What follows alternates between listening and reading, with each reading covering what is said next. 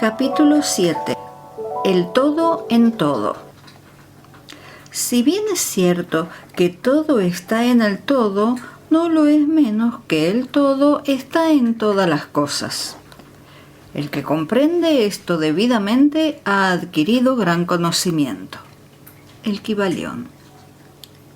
Cuán a menudo se ha oído a la mayoría repetir la afirmación de que su deidad era todo en todo, y cuán poco ha sospechado el íntimo significado oculto encerrado en esas palabras emitidas tan sin ton ni son.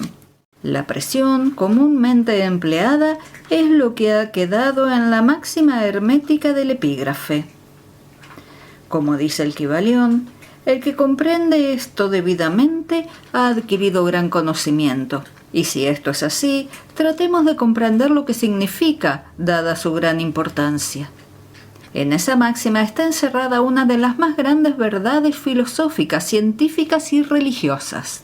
Ya hemos dado la enseñanza hermética concerniente a la naturaleza mental del universo. La verdad de que el universo es mental sostenido en la mente del todo, como dice el Kybalión en el pasaje citado. Todas las cosas están en el todo. Pero nótese también la siguiente afirmación correlacionada. Es igualmente cierto que el todo está en todas las cosas. Esta contradicción aparente es conciliable según la ley de la paradoja. Es además una afirmación hermética exacta sobre las relaciones que existen en el todo y su universo mental. Ya hemos visto cómo es que todo está en el todo. Examinemos ahora el segundo aspecto del asunto. La doctrina hermética indica que el todo es inminente e inherente al universo, así como en toda parte, partícula, unidad o combinación dentro del universo. Los maestros suelen ilustrar este postulado refiriéndose al principio de correspondencia. Los maestros suelen ilustrar este postulado refiriéndose al principio de correspondencia. El instructor pide al estudiante que forme una imagen mental de algo, de una persona, una idea o alguna cosa que tenga forma mental, siendo el ejemplo preferido el de un autor que se esté formando una idea de los personajes, el de un pintor o escultor que esté creando la imagen mental de lo que trata de expresar con su arte. En cada caso, el estudiante verá que aunque la imagen tiene existencia y ser únicamente dentro de su propia mente, sin embargo, el estudiante mismo, autor, pintor o escultor, es en cierto sentido inmanente en dicha imagen. En otras palabras, toda la virtud, vida, espíritu o realidad de la imagen mental se deriva de la inmanente mente del pensador. Medítese esto un instante hasta que se comprenda bien la idea.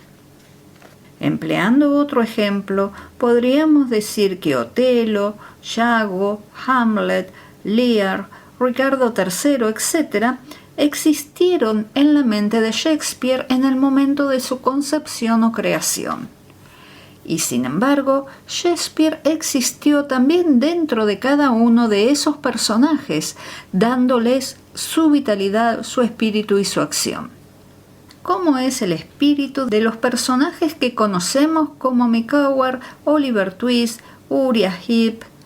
¿Es Charles Dickens o tiene cada uno de ellos un espíritu personal independiente de su creador?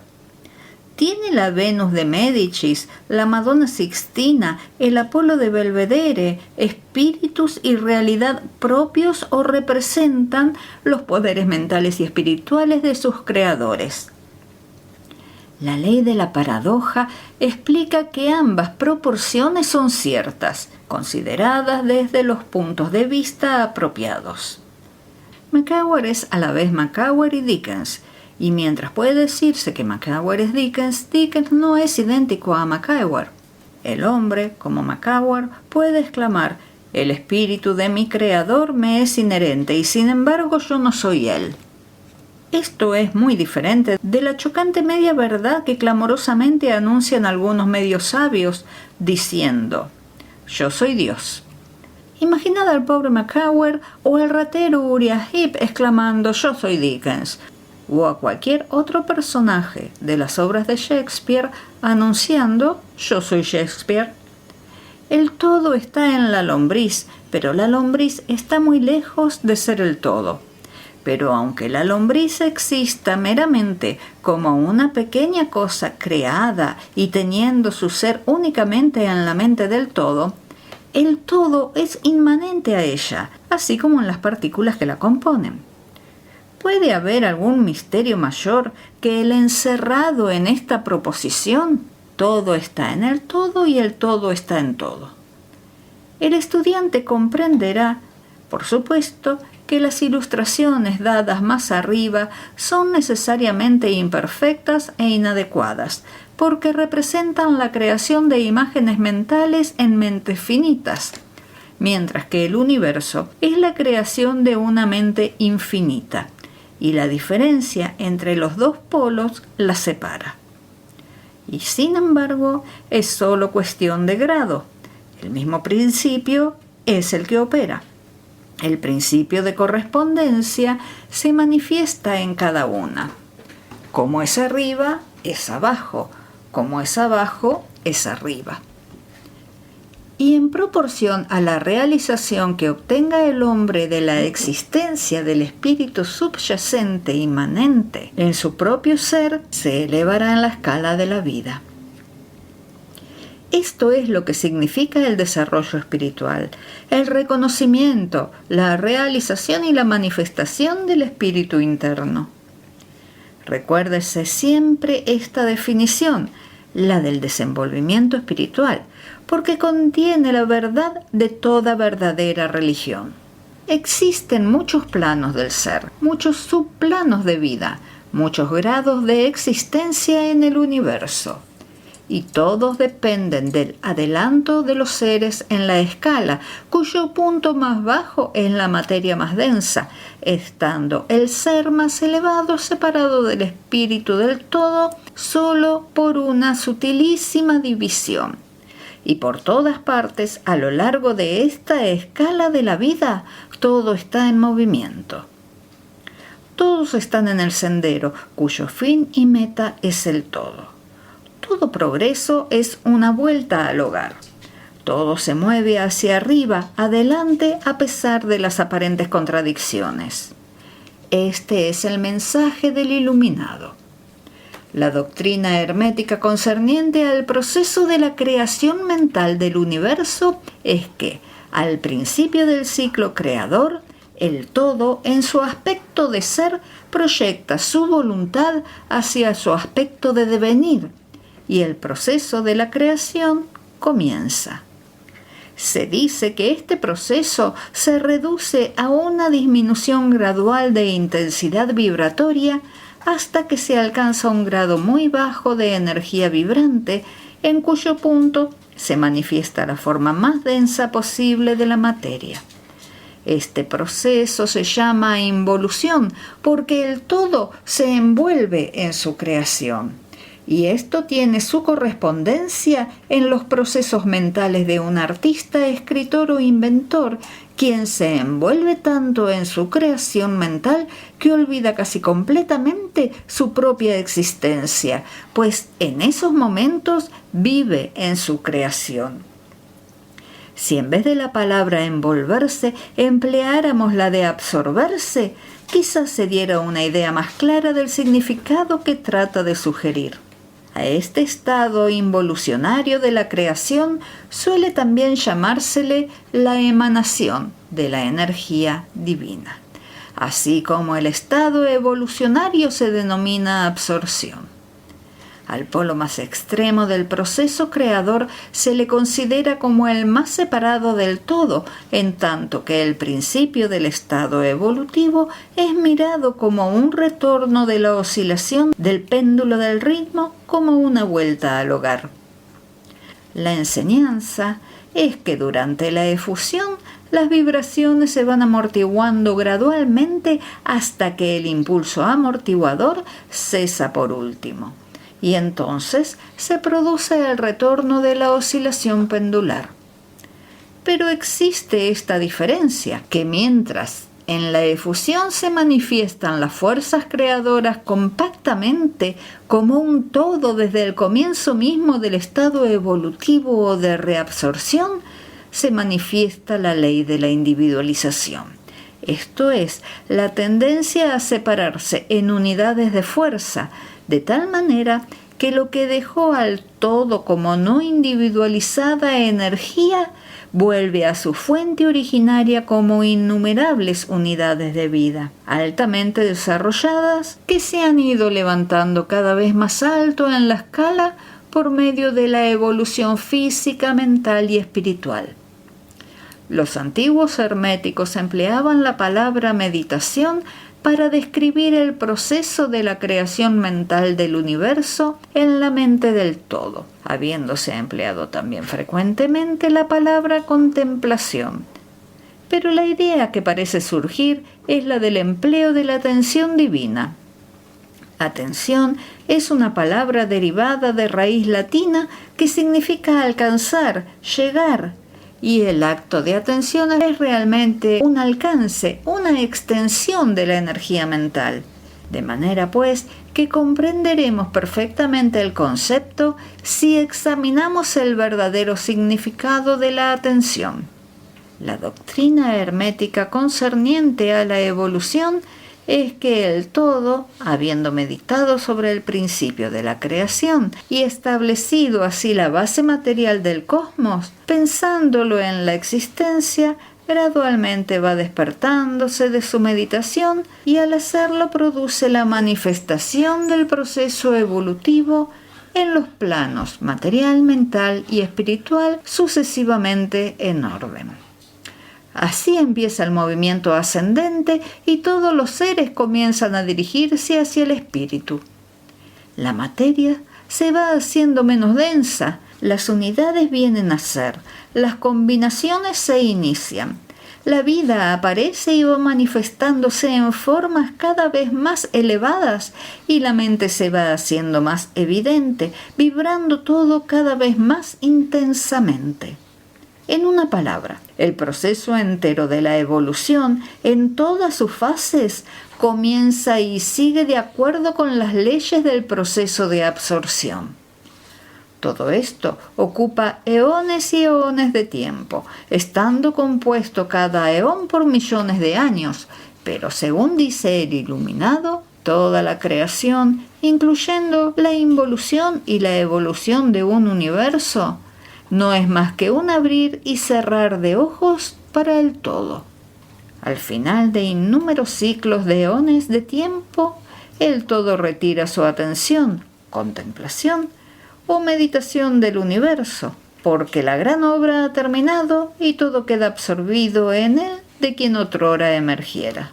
Pero el misterio de los misterios es que el espíritu de cada alma no queda aniquilado, sino que se expande infinitamente, sumergiéndose uno en otro, el creador y el creado.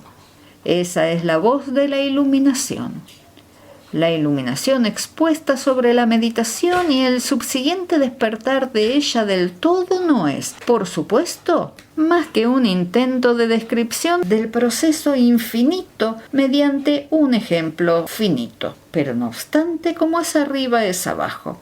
La diferencia es sólo de grado. Y así, como el todo se despierta de su meditación sobre el universo, así también el hombre, a su debido tiempo, cesará de manifestarse sobre el plano material y se irá retirando cada vez más en el espíritu interno, que ciertamente es el ego divino.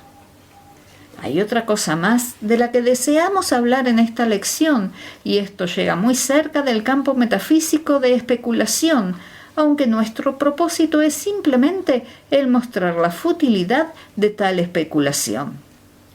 Aludimos a la pregunta que inevitablemente se presenta ante la mente de todos los pensadores que se han aventurado a buscar la verdad. La pregunta es, ¿por qué creó el todo al universo? Esta pregunta podrá ser formulada en diferentes formas, pero su esencia es siempre la misma. Mucho han luchado los hombres para contestársela, pero aún no se posee respuesta alguna que merezca ese nombre. Algunos se han imaginado que el todo ganaría algo con ello, pero eso es absurdo, porque ¿qué es lo que podrá obtener el todo que ya no posea? Otros dicen que el todo desea amar a algo, o que lo había creado para divertirse, o porque estaba solo, o para manifestar su poder. Pero todas estas respuestas son pueriles e infantiles y pertenecen a la primera infancia del pensamiento. Algunos han tratado de explicar el misterio presumiendo que el todo se vio compelido a crear en razón de su naturaleza interna o su instinto creador. Esa idea, si bien representa un adelanto sobre las otras, tiene un punto débil. Si su naturaleza interna o instinto creador lo impulsara a hacer algo, entonces la naturaleza interna o instinto creador sería el absoluto en vez del todo, y de ahí que la proposición falle en su misma base. Sin embargo, el todo crea y se manifiesta y parece encontrar cierta satisfacción al hacerlo, y es muy difícil escapar a la conclusión de que en algún grado infinito tendría que tener algo que correspondiera a una naturaleza interna o instinto creador en el hombre, con un deseo o voluntad correspondientemente infinito. No podría obrar si no quisiera hacerlo, no podría hacerlo a menos que lo deseara, y no lo desearía si no obtuviera con ello una satisfacción. Y todas estas cosas pertenecerían a una naturaleza interna, y podría postularse su existencia de acuerdo con la ley de la correspondencia, tanto interna como externa. Este es el problema que yace en la raíz misma de la dificultad, y la dificultad que se encuentra en la misma raíz del problema. Estrictamente hablando, no puede decirse que haya ninguna razón para obrar, porque una razón implica una causa, y el todo está por encima de la causa y del efecto, salvo cuando su voluntad misma se convierte en una causa, en cuyo momento el principio se pone en movimiento. De manera, pues, que no puede pensarse en el mismo asunto, porque el mismo todo es incognoscible. Así como nos vemos obligados a decir simplemente el todo es, así también solo podemos decir que el todo obra porque obra. Y en último término, el todo es la razón en sí misma, y puede decirse en verdad que él es su propia razón, su propia ley, su propio acto. Mejor aún, que el todo, su razón, su acto y su ley son uno, siendo las palabras diferentes nombres de la misma cosa. En opinión de los que esto escriben, la respuesta se halla encerrada en el íntimo ser del todo, en su ser secreto. La ley de correspondencia, en nuestra opinión, solo llega al aspecto del todo que denominamos el aspecto de devenir o de estado. Tras ese aspecto está el de ser, en el cual todas las leyes se pierden en la ley, todos los principios en el principio y el todo. El principio y el ser son idénticos, uno y lo mismo. Por consiguiente, toda especulación metafísica sobre el punto es fútil. Si nos ocupamos aquí de la cuestión es solo para mostrar que si bien reconocemos el hecho, reconocemos también lo absurdo de las respuestas dadas por metafísicos y teólogos. En conclusión, podrá ser de interés para los estudiantes el saber que en tanto que algunos de los antiguos y modernos instructores herméticos se inclinan más bien a aplicar el principio de correspondencia a la cuestión, que da por resultado la naturaleza interna, la leyenda dice que Hermes, el Grande, cuando le fue hecha esa pregunta por algunos de sus más avanzados estudiantes, contestó apretando los labios fuertemente y no diciendo una palabra, como si indicara que no había respuesta. Pero también puede ser que quisiera aplicar el axioma de esta filosofía que dice que los labios de la sabiduría permanecen cerrados, excepto para los oídos del entendimiento, en la creencia de que aún sus más aventajados discípulos no poseían la comprensión necesaria que los calificaría para esa enseñanza.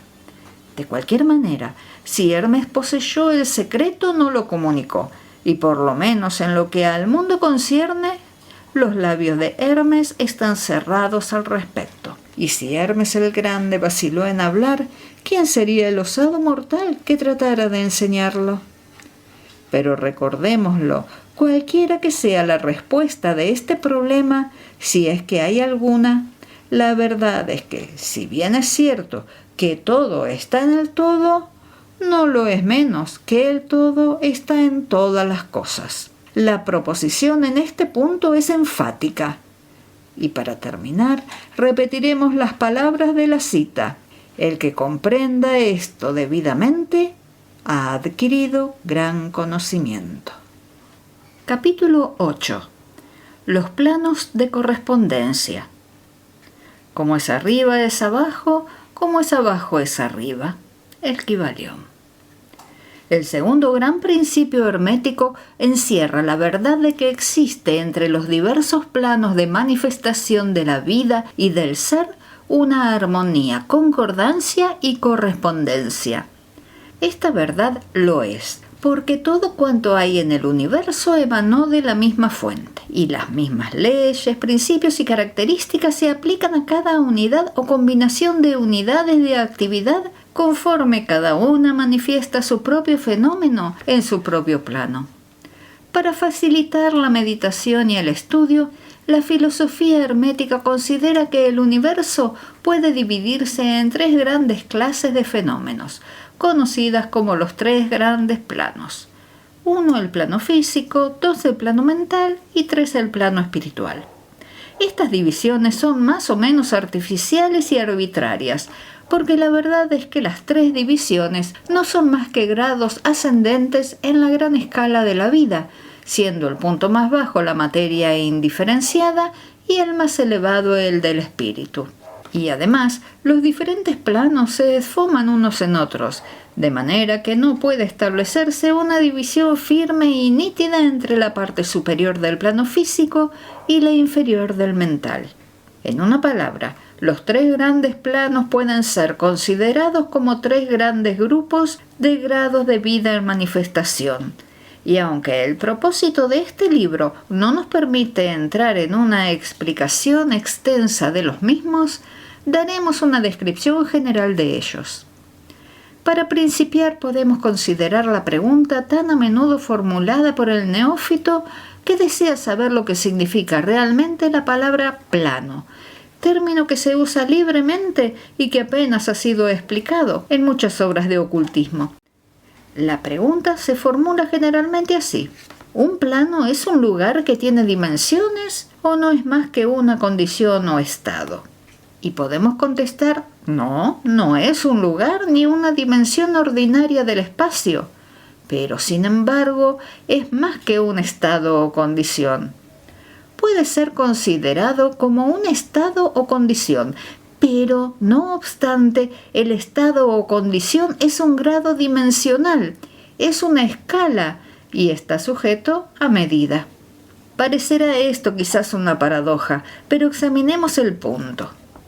Una dimensión es una medida en línea recta, relacionada con una medida base, etc. Las dimensiones ordinarias del espacio son longitud o largo, latitud o ancho y grosor o altura. Pero existe otra dimensión de las cosas creadas o medida en línea recta, conocida por los ocultistas y también por los hombres de ciencia, aunque estos últimos no le hayan dado todavía el nombre de dimensión. Esta nueva dimensión, que por el momento es la base de muchas especulaciones bajo el nombre de cuarta dimensión, es el tipo usado para determinar los grados o planos. Una cuarta dimensión puede ser denominada la de la vibración. Es un hecho bien conocido por la ciencia moderna, así como por los hermetistas, quienes han encerrado esa verdad en su tercer principio, que todo está en movimiento, todo vibra, nada está en reposo. Desde la más elevada manifestación hasta la más baja, todas las cosas vibran. Y no solamente vibran con diferente intensidad, sino en diferentes dimensiones y de diferente manera. Los grados de intensidad vibratoria constituyen los grados para medir en la escala de vibraciones, o sea, los grados de la cuarta dimensión. Todos estos grados forman lo que los ocultistas llaman planos. Cuanto más elevado es el grado de vibración, tanto más elevado es el plano. De manera pues que aunque un plano no es un lugar, ni estado o condición, posee sin embargo cualidades comunes a ambos. Algo más tendremos que decir sobre las vibraciones en los próximos capítulos, en los que estudiaremos el principio hermético de vibración.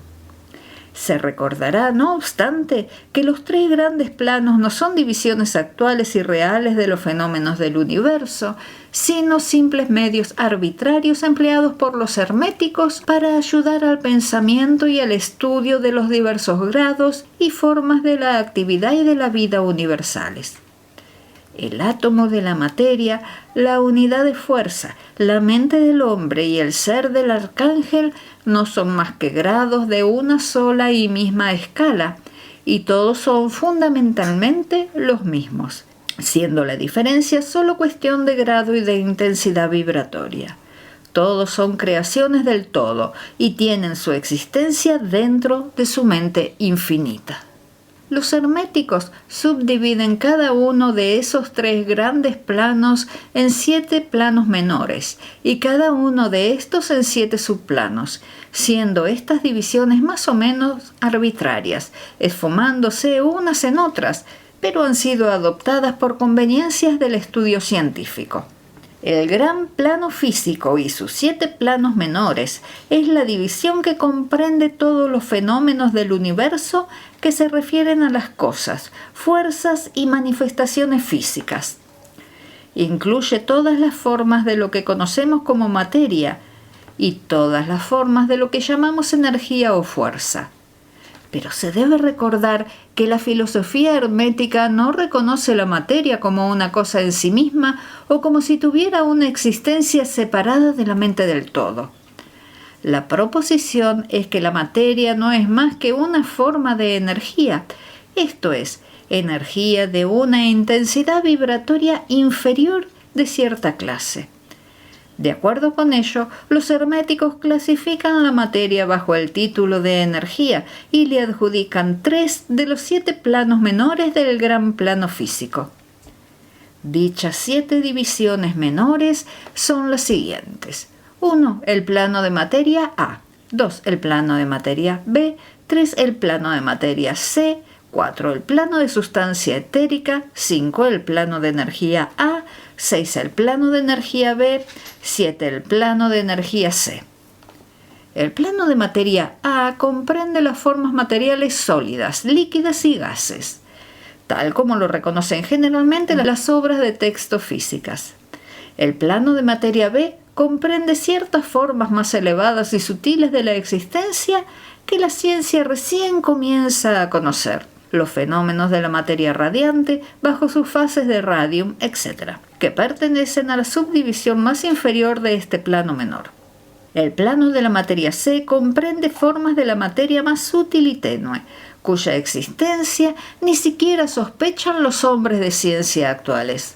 El plano de la sustancia etérea comprende lo que la ciencia denomina éter, sustancia de tenuidad extrema y de prodigiosa elasticidad, que compenetra todo el espacio universal y que obra como medium para la transmisión de ondas de energía, tales como la luz, el calor, la electricidad, etc. Esta sustancia etérica es el eslabón de unión entre la llamada materia y la energía, participando de la naturaleza de ambas. La doctrina hermética dice que ese plano tiene 7 subdivisiones, como las tienen los demás planos menores, y que en realidad hay 7 éteres en vez de 1.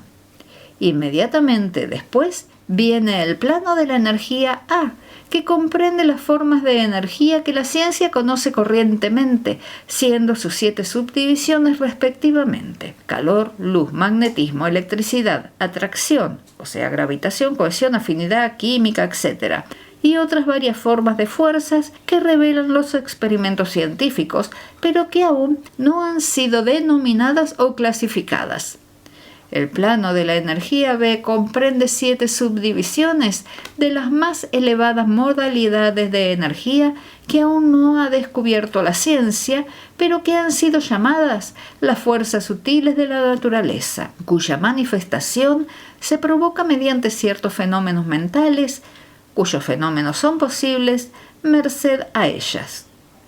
El plano de la energía C comprende 7 subdivisiones de energía tan elevadamente organizada que tiene muchas de las características de la vida, pero no son reconocidas por el hombre en el actual estado de desarrollo, siendo utilizables solamente para los seres del planeta espiritual. Esa energía es inconcebible y puede ser considerada como poder divino. Los seres que la emplean son como dioses, aun comparándolos con el tipo humano más elevado que conozcamos. El gran plano mental comprende esas formas de cosas vivientes que conocemos en la vida ordinaria, así como otras formas no tan bien conocidas, salvo por los ocultistas.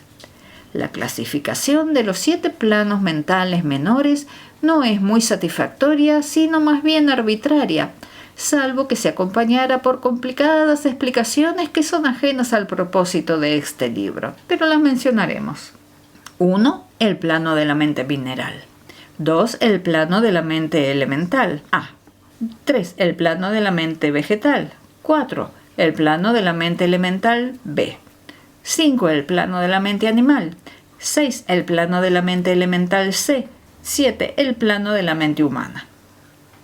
El plano de la mente mineral comprende los estados o condiciones de las unidades o entidades o grupos y combinaciones de las mismas que animan las formas conocidas bajo el nombre de minerales, sustancias químicas, etc. Estas entidades no deben ser confundidas con las moléculas, átomos y corpúsculos, siendo estos últimos solo el cuerpo material de dichas entidades. Así como el cuerpo del hombre no es más que su forma material y no el mismo. A estas entidades se las puede llamar almas en cierto sentido, y son seres vivientes de escaso grado de desarrollo, vida y mentalidad, apenas un poco más que las unidades de energía viviente, que comprenden las subdivisiones superiores del más elevado plano físico. El hombre corriente no suele atribuir mente, alma o vida al reino mineral, pero todos los ocultistas reconocen la existencia del mismo, y la ciencia moderna se está encaminando rápidamente hacia este punto de vista. Las moléculas, átomos y corpúsculos tienen sus odios y amores, gustos y desagrados, atracciones y repulsiones, afinidades y no afinidades, etc.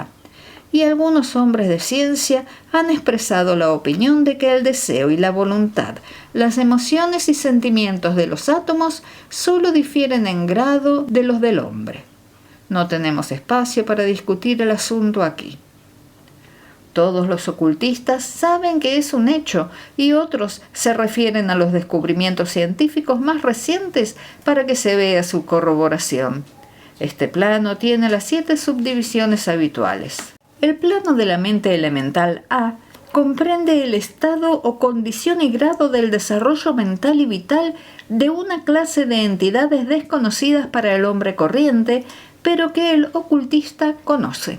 Son invisibles para los sentidos ordinarios del hombre, pero no obstante existen y desempeñan su papel en el drama del universo. Su grado de inteligencia es intermedio entre las entidades minerales y químicas, por una parte, y las entidades del reino animal, por la otra. Hay 7 subdivisiones en este plano también. El plano de la mente vegetal y sus 7 subdivisiones comprende los estados o condiciones de las entidades que encierra el mundo vegetal, los fenómenos mentales y vitales que se conocen corrientemente. Muchas e interesantes obras científicas se han escrito últimamente sobre la mente y la vida en las plantas. Los vegetales tienen vida, mente y alma, tanto como los animales, el hombre y el superhombre. El plano de la mente elemental B y sus 7 subdivisiones comprende los estados y condiciones de una forma de elementales o entidades invisibles que hacen su obra en el universo, cuya mente y vitalidad forma parte de la escala entre el plano de la mente vegetal y el plano de la mente animal, participando dichas entidades de la naturaleza de ambos. El plano de la mente animal y sus 7 subdivisiones comprende los estados y condiciones de las entidades, seres o almas que animan los cuerpos vivientes de los animales y que son familiares a todos. No es necesario entrar en detalles concernientes a este reino o plano de vida, porque el mundo animal nos es tan familiar como el nuestro propio. El plano de la mente elemental C y sus 7 subdivisiones comprende las entidades o seres invisibles que participan de la naturaleza de la vida animal y humana, en determinado grado y combinación. Los elementos pertenecientes a este plano y que están en el grado más elevado del mismo son semi-humanos en inteligencia. El plano de la mente humana y sus 7 subdivisiones comprende las manifestaciones de la vida y mentalidad que son comunes al hombre en sus varios grados y divisiones. En este punto debemos indicar el hecho de que el hombre corriente actual ocupa la 4ª subdivisión del plano de la mente humana y solo los más inteligentes han cruzado los límites de la 5ª subdivisión. Millones de años ha empleado la raza para alcanzar ese estadio y tardará muchos años más en llegar a las subdivisiones 6ª y 7ª. Pero debemos recordar que ha habido razas anteriores a la nuestra que han pasado por esos grados y después más allá de ellos. Nuestra propia raza es la 5ª, más los rezagados de la 4ª, que huella el sendero. En ella ha habido unas cuantas almas avanzadas que han sobrepasado a la masa y han llegado a la 6ª y hasta la 7ª subdivisión, y algunos un poco más allá todavía. El hombre de la 6ª subdivisión será el superhombre y el de la 7ª el ultrahombre. Al considerar los 7 planos mentales menores nos hemos referido a los 3 planos elementales en un sentido general. No deseamos entrar en mayores detalles en esta obra porque el asunto no pertenece a este plano de la filosofía y enseñanzas generales. Pero hemos dicho esto para dar una idea un poco más clara de las relaciones de estos planos con los que nos son más familiares. Los planos elementales guardan la misma relación en mentalidad y vitalidad con los planos mineral, vegetal, animal y humano que las teclas negras de un piano con las blancas. Las teclas blancas bastan para producir música, pero hay ciertas escalas, melodías y armonías en las que las teclas negras desempeñan su parte, siendo necesaria su presencia. Son también necesarias como eslabones de unión en las condiciones anímicas, o estados del ser diversos entre los demás planos, alcanzándose así ciertas formas de desenvolvimiento. Y este hecho dará al lector que pueda leer entre líneas una luz nueva sobre el proceso de la evolución, una nueva clave para la secreta puerta de la vida que se oculta entre reino y reino. Todos los ocultistas conocen perfectamente estos grandes reinos elementales y las obras esotéricas están llenas de alusiones a los mismos. Pasando del gran plano mental al gran plano espiritual, ¿qué es lo que podríamos decir? ¿Cómo podríamos explicar esos elevados estados del ser, de la vida y de la mentalidad a mentes que son todavía incapaces de comprender las subdivisiones más elevadas del plano de la mente humana? Esa tarea es imposible. Solo podemos hablar en los términos más generales. ¿Cómo podría describirse la luz a un hombre que haya nacido ciego? ¿Cómo explicar el azúcar a quien nunca ha probado algo dulce? ¿Cómo hablar de armonía a un sordo? Todo lo que podemos decir es que los 7 planos menores del gran plano espiritual, cada uno de los cuales tiene las usuales 7 subdivisiones, comprenden seres tan superiores al hombre actual como este último es superior al gusano o quizás a formas aún inferiores. La vida de esos seres trasciende tanto a la nuestra que ni siquiera podemos pensar en los detalles de las mismas. Su mente es tan elevada que por ellos nosotros apenas si pensamos y nuestros procesos mentales les parecen puros procesos materiales. La materia que forma sus cuerpos es del plano más elevado y algunos se dicen que están envueltos por pura energía. ¿Qué es lo que podría decirse sobre tales seres? En los 7 planos menores del gran plano espiritual existen seres de quienes hablamos como ángeles, arcángeles o semidioses. En los planos menores inferiores viven aquellos a quienes damos el nombre de maestros y adeptos. Sobre ellos están las grandes jerarquías de huestes angélicas, inconcebibles para el hombre, y sobre ellas están los que sin irreverencia alguna podrían llamarse dioses, pues su grado de elevación en la escala es tan alto, tan grande su poder e inteligencia, que sobrepasan a todas las concepciones que el hombre se ha formado sobre la deidad. Esos hombres están de todo cuanto se pueda imaginar, siendo la palabra divino la única que se les podría aplicar. Muchos de esos seres, incluso las huestes angelicales, tienen sumo interés por las cosas del universo y desempeñan un papel importantísimo en sus procesos. Esas invisibles divinidades y auxiliares angélicas ejercen su influencia libremente y poderosamente en la obra de la evolución y del progreso cósmico. Su intervención ocasional y el auxilio directo en los asuntos humanos han dado origen a muchas leyendas, creencias, religiones y tradiciones de las razas pasadas y actuales.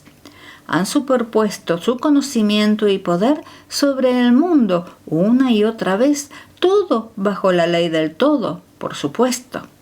Pero sin embargo, aún esos elevadísimos seres existen meramente como creaciones de la mente del todo y están sujetos a los procesos cósmicos y a las leyes universales.